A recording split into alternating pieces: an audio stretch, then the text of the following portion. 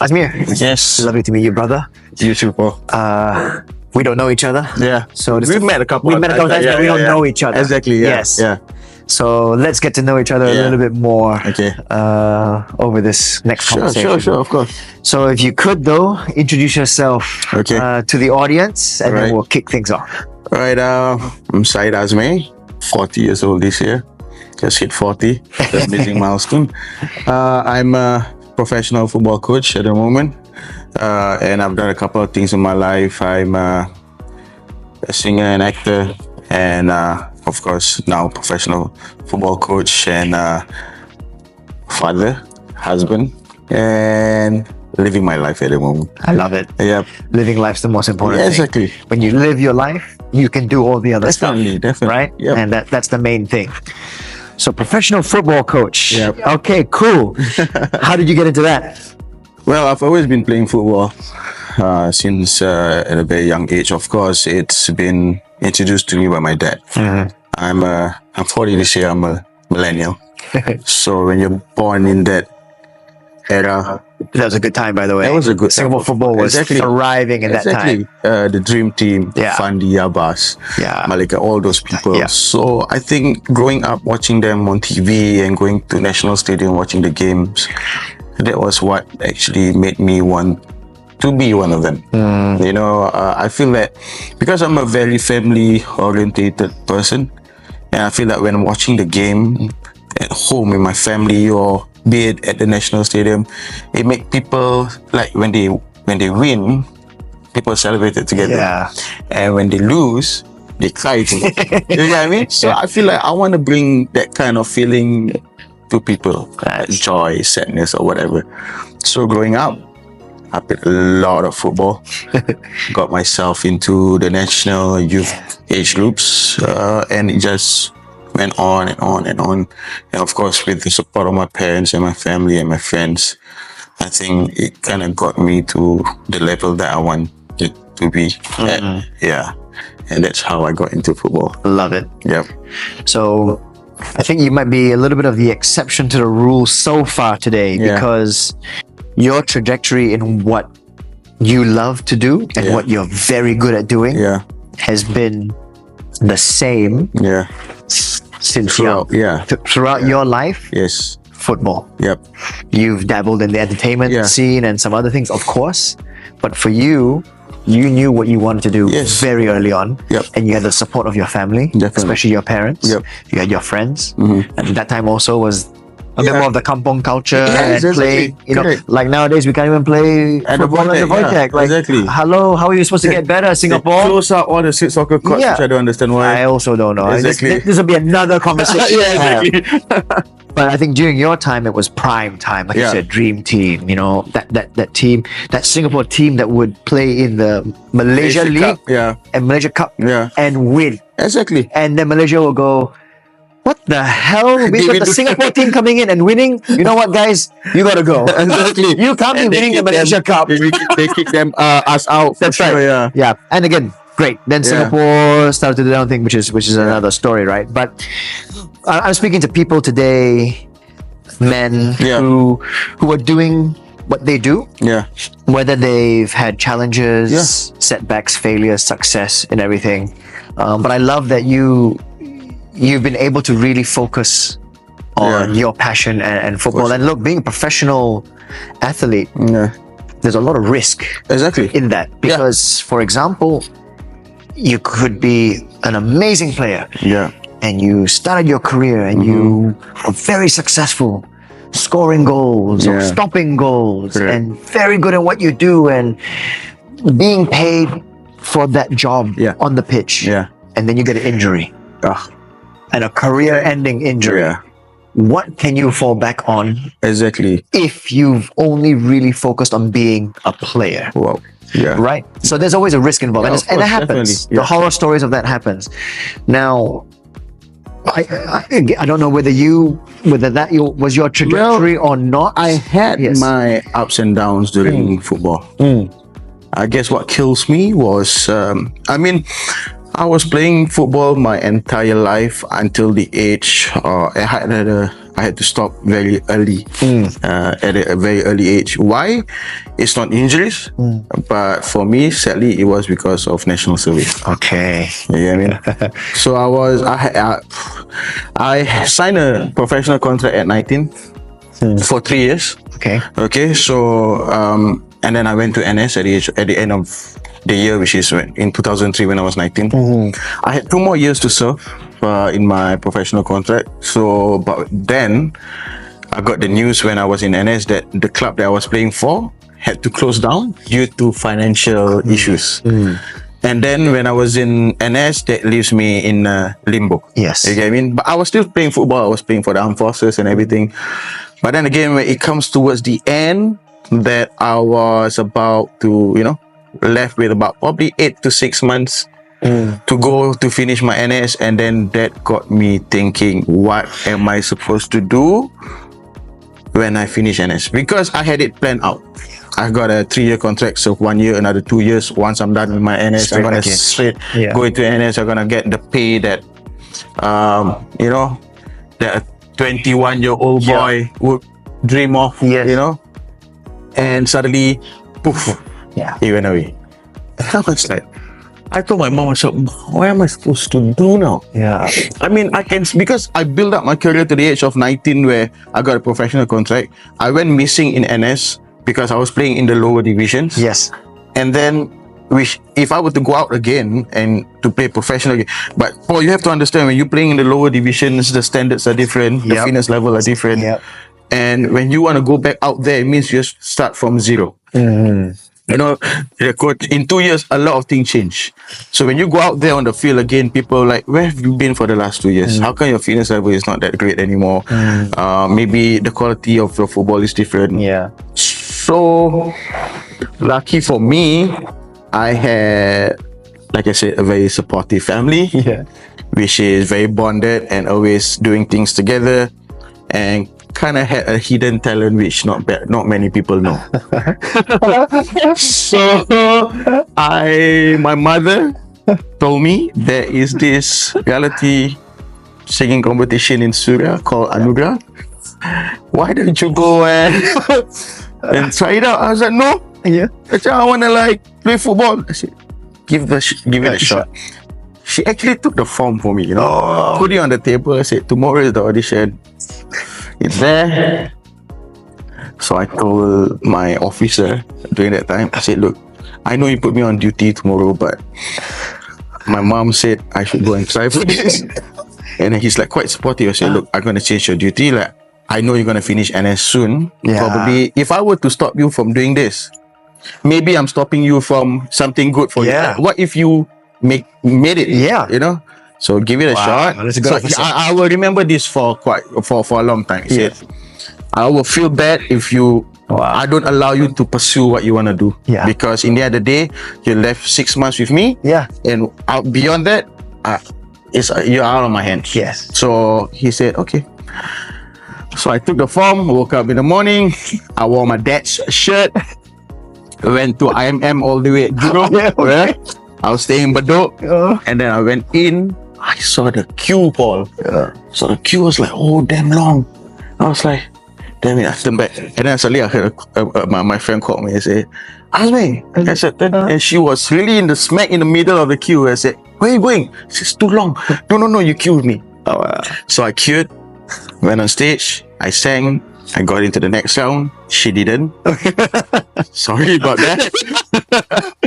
And then eventually just that was the journey. And I went all the way to the finals. I didn't win it. I got second, but it kind of gave me the career that I didn't thought I would have.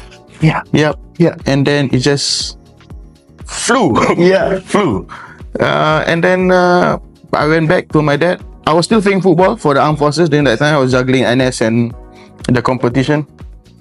Something hit me that told me that I shouldn't play football anymore, because I was playing in the FA Cup finals. And then after that, people started to know me from the program. So I wasn't aware that would be a thing for me when I go on the field. I went out of the changing room to warm up. People started screaming my name, and it kind of just got my focus away from football. And I played for 45 minutes only. I remember my coach was telling me, if you can't get through this, you have to really consider how you're gonna handle this. Fair enough. Yep. So I couldn't handle it because every touch of the ball, people were screaming. The attention was on me purely. Yeah. And then I crumbled, and then I went home. I told my dad, I said, it's either I go full-time singing, or I don't go. Yeah. But my dad said, look, you went through this journey. You have a lot of fans right now. You don't want to disappoint them. So although I love you to continue football, and I hate for you to go to singing, but oh wow! I tell you, my dad was mad when I went for the. Mom was happy, dad was mad. Because my dad wants me to. I'm a boy, right? Yeah. First boy, so he wants me to play football, and then I said, "What were you doing? Going on TV, singing, and all? You know, I spend my time with you, wanting you to be a professional footballer and become a singer." Yeah. But then, of course, he is supportive along the way. So, and then we made that decision together. I said, okay, I'm gonna retire from football, gonna focus on singing, and that was the start of my singing career. I love it. I love it. Yeah. We're similar in a few ways. I can do a lot of things quite well, but I can't sing. So we're not similar in that way. But I played national rugby. Nice. Had to retire early from injury. Okay. I played for SAFSA. Nice. So we would almost been around the same time. So we were also from that generation where we could play for SAFSA because now SAFSA doesn't exist. Yeah. So during that time it was great because we get the attachment. Of course, and then we get like off days. Correct. Go and play, represent. You know, Exactly. it was great. It was great. It was a good time. So in that respect, similar. Then also for me, rugby different. Okay. There's no professional rugby Yeah, here. yeah, I would never have a career in that. It was more a passion. Yes, definitely. Yeah. But the way my trajectory went with things that were happening, I also got into entertainment. Yeah. How do you get? I was also a reality show. They followed me to university. And they did a reality show to show me going to Melbourne. In my first semester. Nice. So and then that opened the next door and the next door and the next door and here we are. Here we are sitting and talking to each other. Exactly. So I love hearing your story. I love that you had a lot of support. I love that you had options. Which not a lot of people do. I love that you had passion. I love that you had a skill set, a physical skill set and a creative skill set that you could have flourished in both. Yes, correct. In actual fact. But you had to make a decision. And that's correct. In life, you get given opportunities, and sometimes you have to choose one or the other. You chose one. You're happy. You're fulfilled. You managed to do it, and it still went full circle. Because now you're back into football. Yes, because I had a great time doing entertainment ball. To be honest, I mean, it was something I didn't do since I was a young kid, right? So every journey or every step that you take in the entertainment scene, for me, it was something new. Oh, wow, this, that, wow, this is how it is. You don't know. And then after that, I got a contract to go to Malaysia. To do a contract there for 3 years. Yes. And then it was going well. Yes. Until the point where something happened. The boss who signed me as an artist, the guy who believed in me and who brought me all the way to KL, had cancer. So for me, I went there at a very young age. I was 22. Yes. 3 years moving on, I'm 25 and stuff like that. But he was like away from home, he was like a dad, a brother, to me.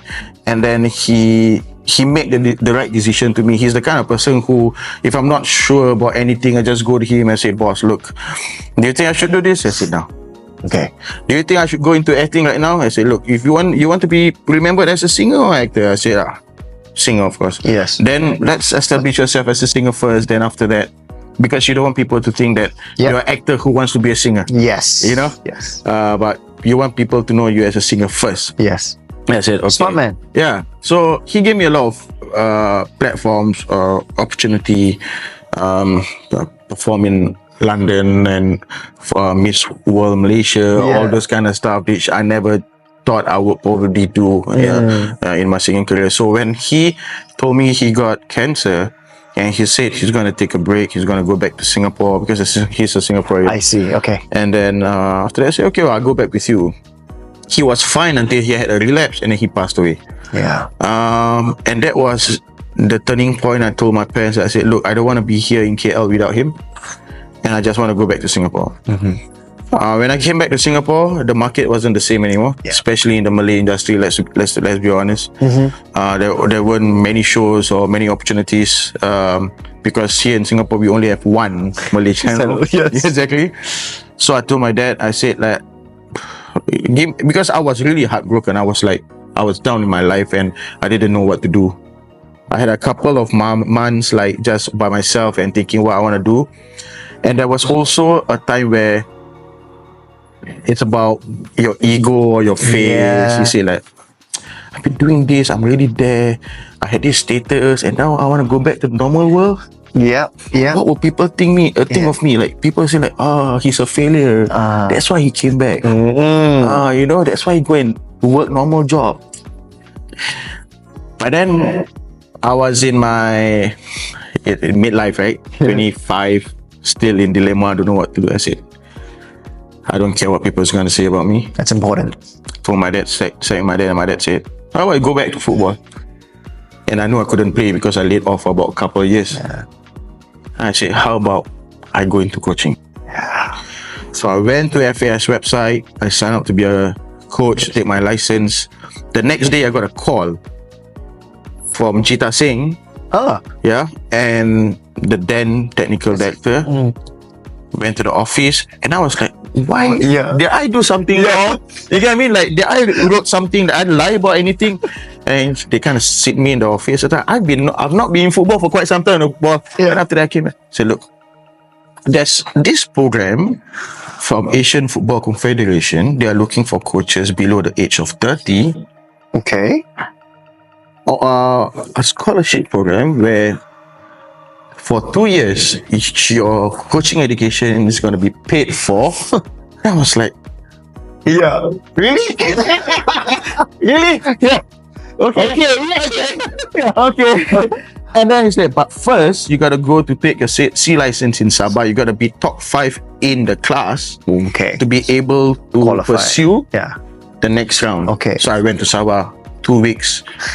No problem. Did my coaching for the first time. I got into top 5, and then 2 years on, paid education, went overseas to China or whatever for attachment and everything. And 12 years on, here I am, Paul, talking to you. I love it. Yeah. It's funny how life happens, huh? Yeah, man. It's funny how the universe or works, God, or whatever you want to believe in and feel, how things happen. Yeah, just that. I've been blessed, to be honest. Yes. To be given this opportunity, like, to me, my first setback in life was when I had to retire from football. Right.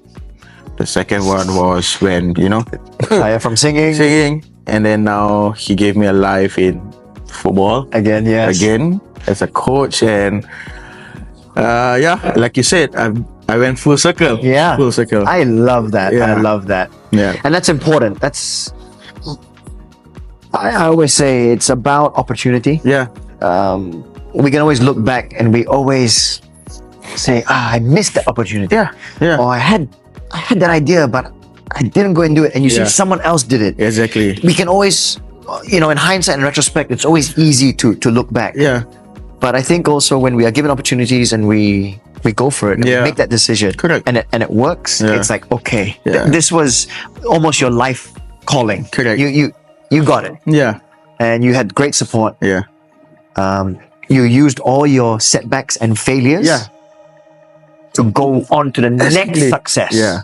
Correct. Which is also what life is all about. When I turned 40 recently, sat at home, trying to find a caption for my 40th birthday post in Instagram.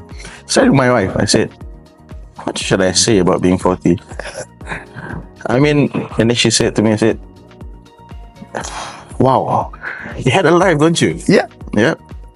Do you regret any decision you've made? in the past 20 years? Because in the last 20 years was happening, right? Yes. Yes. I say, actually, no. Because every step that I take, every setback, gave me a learning lesson in life. Yep. Make me stronger, make me more mature to be where I am today. Correct. Yep.